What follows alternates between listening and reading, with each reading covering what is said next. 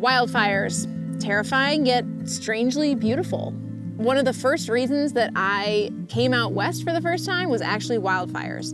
Now, I always thought that wildfires were inherently bad, but then I learned that this land actually evolved with fire, and it's actually dependent on the fire to keep the land healthy. So I wanted to come out here and live in a place that challenged everything I thought I knew. My name is Laurua. The most important thing is not dying. I'm a survival and backcountry specialist. I'm getting caught on every tree branch. Whew. I love antlers. I have a hard time explaining what I do and what my life looks like. But it's way easier to just show you. Sometimes you end up in the wrong place at the wrong time, and you can't always predict where the bears are gonna be. Learn what it takes to become decivilized.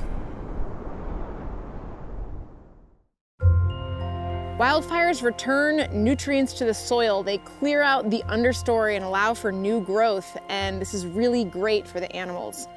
A lot of pine cones out here actually rely on the fire. Their little scales open up and the seeds come out and they grow in the new place that was opened up for them. Regular fires are actually really important out here, and small, frequent fires can get rid of all that fuel buildup that can happen in forests if they don't burn. Native people all around the world have intentionally set fires to keep the ecosystem they live in healthy.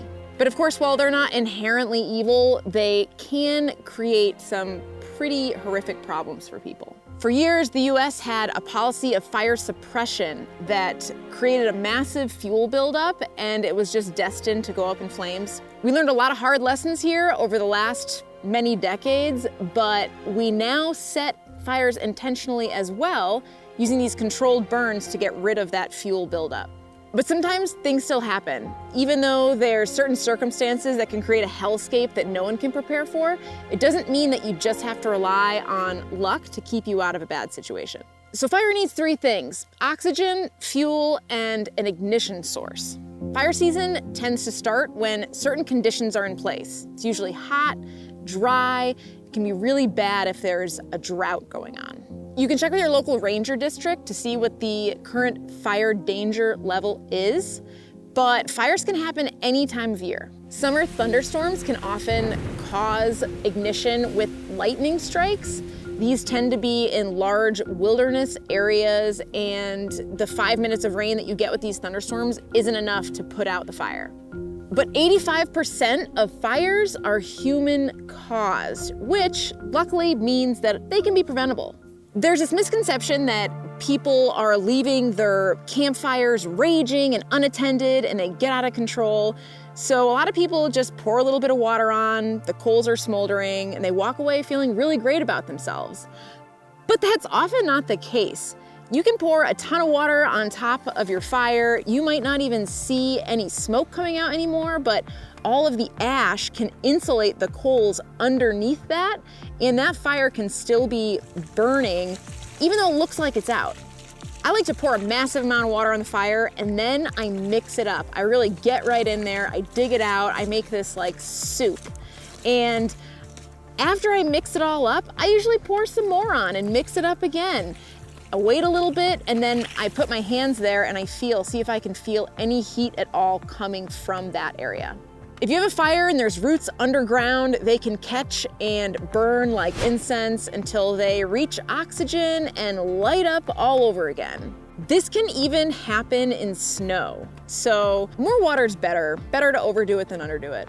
If it's super windy, might be a good idea to not have a fire. Embers can leave and smolder, and you don't even notice because it's not turning into a fire, but it can smolder there for a while until the conditions are right, when it can erupt and you have no idea.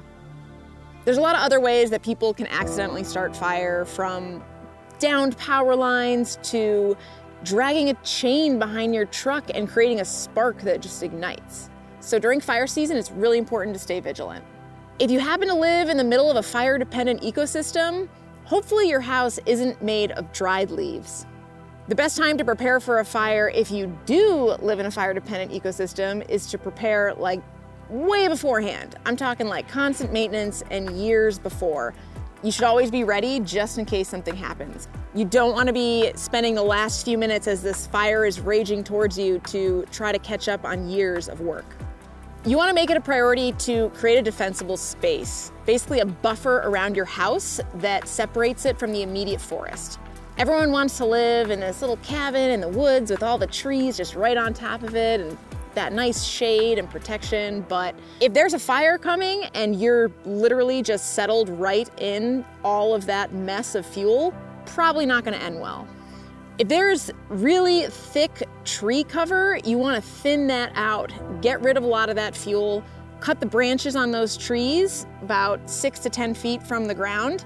That way, if there is a grass fire that comes through and it's just on the ground, it has less of a chance that it's gonna move up those trees and be in the crown of the trees and then spread from crown to crown. Those fires burn really, really hot, and there's way less chance that any structure you have is gonna make it through that fire. But a grass fire or just a fire on the ground, it's gonna move through a lot more quickly, and there's less chance that it will ignite your house. Consider having a rock garden around your house instead of a lot of vegetation. Or if you do have vegetation, make sure it's not a plant that's particularly combustible. The internet is a great resource to look up any of your potential landscaping plants to see if there's a high resin content that might just blow up at the slightest hint of fire. The benefit to this is it's low maintenance and you never have to prune your rocks. There's also a misconception that a fire will be actively burning from where it started and that whole fire has to just move and reach where you are. But there's something that happens called spotting. This is when winds pick up these embers or coals or basically some burning shit and carries it, drops it, that ignites a whole new fire, and that can happen really fast.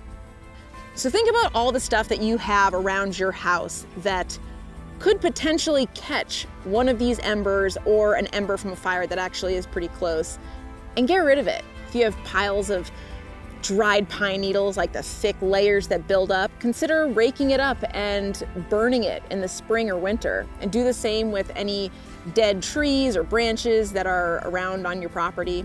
Keep any buildup of leaves or pine needles out from your gutters, clear them out from underneath your house. Metal roofs are really great because if an ember lands on a metal roof, it's not gonna catch.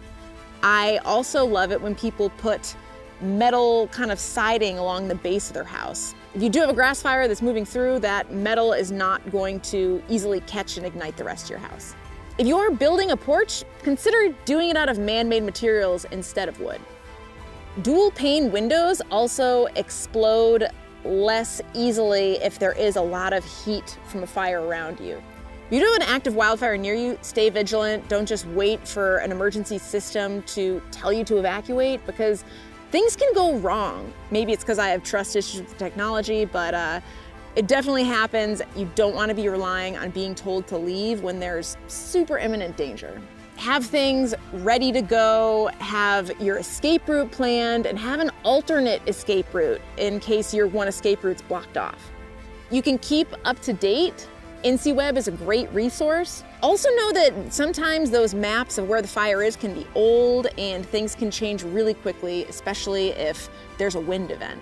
Keep looking at the weather reports, but don't rely 100% on them, and realize that that spotting can create a situation where you are surrounded by fire. The smoke can block out the sun and turn day into night, so it's just better to leave before you're dealing with all these compounding complications. They can create their own updrafts and downdrafts and lightning, and they can even spawn fire tornadoes, which are completely insane. I don't know what's worse, a fire tornado or a sharknado, but I hear they're both a thing, so try to avoid them. Fires tend to lay down at night when it gets a little bit cooler out. They're still burning, but they're not growing as much. That is not a rule though, especially if it's not cooling down at night, it's still hot, things can still progress and change quite rapidly overnight. So it's really just a thing where you always have to be paying attention. Have I said that enough? Pay attention. If the fire is coming, but you have like a large amount of time and you're wondering what else you can do to protect your house, consider back burning. So that's actually setting a little fire to burn like the dried grass immediately surrounding your area. But only do that if you know what you're doing, have a way to make sure it's gonna stay in control, if it's not super windy, because the last thing you wanna do is just create a whole other fire. You can also soak your house, soak all the vegetation, grass, dirt around your house with a hose, whatever water source that you do have, that can potentially help a little bit. If you do end up having to leave, close your windows, close your doors, leave your lights on so if firefighters come, they can see where it is in all of the smoke and chaos. And always remember that it's not just the fire that's the problem, it's smoke inhalation and those toxic fumes and all of that smoke. Evacuating versus non-evacuating, it tends to be like a matter of pride and people wanting to protect all of their stuff. But I'm pretty sure that nobody ever died thinking, man, I sure am glad that I stayed here to protect my spatula. If you do leave early, you can actually grab your stuff and put it in your vehicle and take it out of there. So that's cool. If you are caught in a worst case scenario, then try to find something that you can back up against that's unburnable. Hopefully something made of concrete. Try to think about what is close to you in your neighborhood, who has a pool, who has a straw bale house that's actually made of concrete on the outside. There is a parking lot that's made of concrete and doesn't have anything immediately burnable around it, and you have a large area that you can be in. You can try to put a rag over your face. A lot of people like to wet the rag. Just know that if you are in a situation where that fire is super close and that water starts to turn into steam, you can actually get pretty bad burns from that. If you're out hiking, it's always great to pay attention anyway, but particularly during fire season, keep an eye out on the horizons. Look for a little bit of smoke anytime that you make it up to a ridge, kind of just assess what's going on around you. If there's a lightning storm, know that it could have ignited and there could be something new that wasn't there the last time that you ascended a ridge and looked around. If you do see smoke, you might want to cut your hike short. If the fire is in one spot and the wind is coming towards you from that spot, you're downwind, which means the fire's headed towards you. So that's not ideal, but winds also tend to change during the day. So even if the winds aren't headed towards you, as the ground all heats up, that wind can change from moving downhill to moving uphill. And you want to always be paying attention and don't think that just because it's headed another direction right now that it's not going to turn around and make a beeline for you at any potential point. Anytime you're in the mountains during fire season, also just keep in mind, hey, what are my escape routes right now? Where is my vehicle parked? Where is there a river? What roads will I take? What other roads could I take if those roads become blocked by a fire? It's also useful to have a chainsaw in the back of your vehicle. If you are planning to escape with your vehicle and then there's a tree down on the road that's your escape route and now you gotta turn around and go to your plan B, it would be so great if you could just cut that tree out and continue on to safety instead of having to be stuck and then exit your vehicle and try to outrun a fire. Because you can't outrun a fire.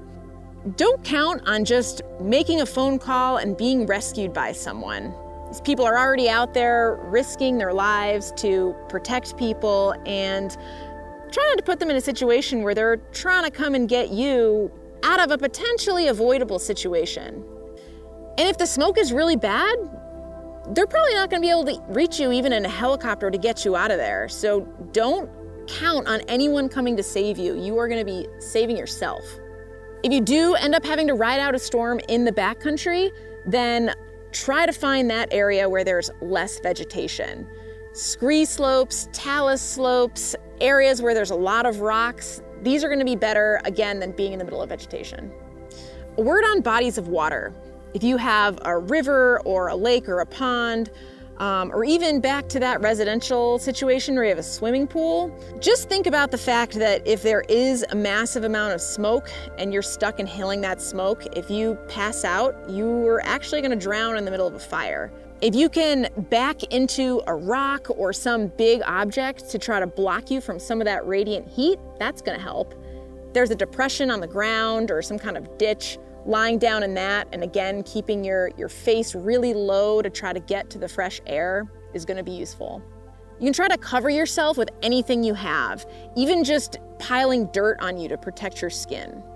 If you happen to be out in a really grassy area and you have enough time and you think that maybe you can burn out an area to get rid of that fuel so that it's not gonna burn when you're in it, that might be another option.